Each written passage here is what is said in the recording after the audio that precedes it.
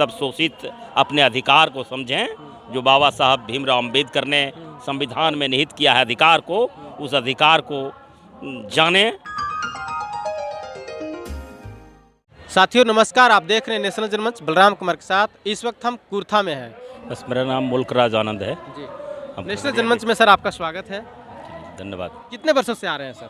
बस अगले साल से। क्या कहेंगे सर, बाबू जगदेव प्रसाद का जो विचारधारा था इस देश में कितना जरूरी है? बहुत ज़रूरी है जी उनका जो विचारधारा है, इस देश को बहुत ज़रूरत है। जी और जब तक उनका विचारधारा सामने नहीं आता है, उसके विचारधारा के लोग सत्ता में नहीं आते हैं, तब तक यहाँ के शोषित को, जो जगदेव बाबू ने नारा दिया शोषित इनकलाब का, इस शोषित को उसका हक और हिस्सा नहीं मिल पाता है। तो क्या यहाँ कौन शोषित है सर? शोषित यहाँ दलित है, ओबीसी है, आदिवासी है और मुसलमान है। ये शोषित वर्ग है। ये शोषित वर्ग है। वैसे भारतीय समाज दो तबके में बटा हुआ है, एक शोषक और एक शोषित। और 100 में 10 शोषक है और 90% शोषित है। तो उन शोषितों को आज भी अधिकार नहीं मिल पाया? नहीं मिल पाया है। किन किन क्षेत्रों में अधिकार नहीं मिला सर? जिससे राजनीति के क्षेत्र में अधिकार नहीं मिला, और फिर रोजगार के क्षेत्र में अधिकार नहीं मिला, और राजपाट में हिस्सा नहीं मिला, और संपत्ति में हिस्सा नहीं मिला। हर जगह वह मात खा रहा है। और शिक्षा में भी नहीं मिला। सामाजिक क्षेत्र में तो और नीचे गिरा हुआ है। उसका अपमान होता है, उसकी इज्जत नहीं होती है। एक दलित को राष्ट्रपति बनाया, पिछले बार भी बनाया, इस बार भी बनाया। नहीं, किसी राष्ट्रपति किसी दलित पद होता है सब देश का। दलित को राष्ट्रपति नहीं बनाया। वो अपने एजेंडे के तहत, जो आरएसएस का एजेंडा होता है, जो ब्राह्मणवादी व्यवस्था का एजेंडा होता है, उस एजेंडे के मुताबिक जो चलने वाले लोग होते हैं, वो उसको बनाते हैं। किसी आदिवासी को, किसी दलित को वह राष्ट्रपति नहीं बनाते। दलित महिला नहीं है? नहीं, दलित वर्ग से है, लेकिन वह उच्च वर्ग का काम कर रहा है, सवर्ण का काम कर रहा है। जैसे बिहार में मुख्यमंत्री शोषित वर्ग का है, लेकिन उसके राष्ट्रीय अध्यक्ष सवर्ण वर्ग से है, तो वह क्या हमारा शोषित का काम कर रहा है? सबको लेके चल रहे हैं सर। कितना अच्छा काम कर रहे हैं कि सभी समाज को लेकर सबको। ये तो भरमाने का गप है। हमको गफलत में रखकर हमको गुलामी के खाई में गिराने का गप है, इसलिए का गप है।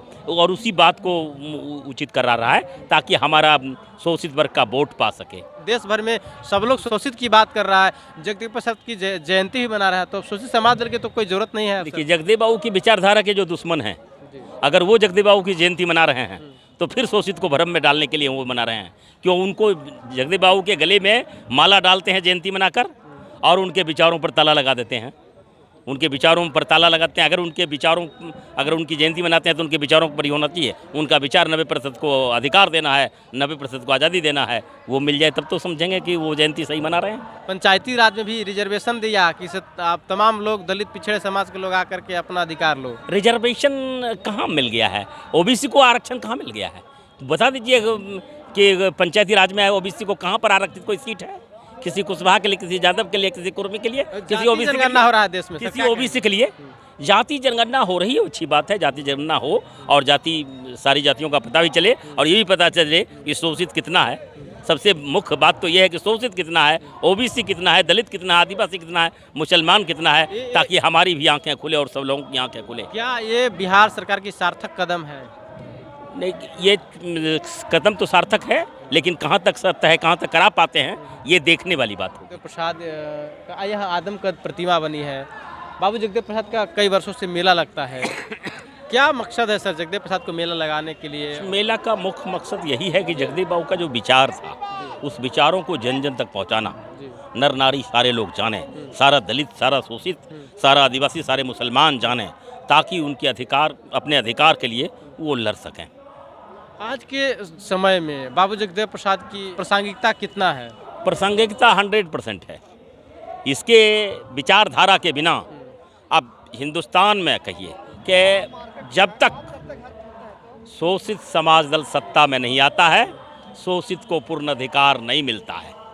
और ये मेला के जरिए यही है कि सब शोषित अपने अधिकार को समझें। जो बाबा साहब भीमराव अम्बेडकर ने संविधान में निहित किया है अधिकार को, उस अधिकार को जानें।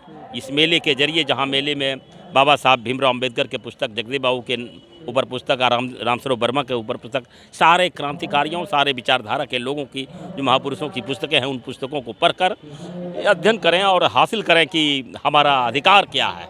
जैसे कि तमाम पार्टियां हैं जो दावा ठोकती है कि हम दलित पिछड़ों का प्रतिनिधित्व कर रहे हैं। मुख में राम बगल में छुरी वाली बात है। मुख में जैसे जगदेव बाबू का नाम ले रहे हैं, आप बगल में जगदेव बाबू के जो समाज हैं, शोषित वर्ग, उनके गर्दन पर छुरी चलाना है। आज भी बहुजन समाज, पिछड़ा समाज, उसका हक अधिकार नहीं मिला है। आज भी वह वंचित है और अपने हक और हिस्से की लड़ाई लड़ रहा है। तमाम दर्शकों को नेशनल जनमंच देखने के लिए धन्यवाद, शुक्रिया। साथियों, नेशनल जनमंच को सब्सक्राइब करें, साथ ही बेल आइकन की घंटी को बजाएं।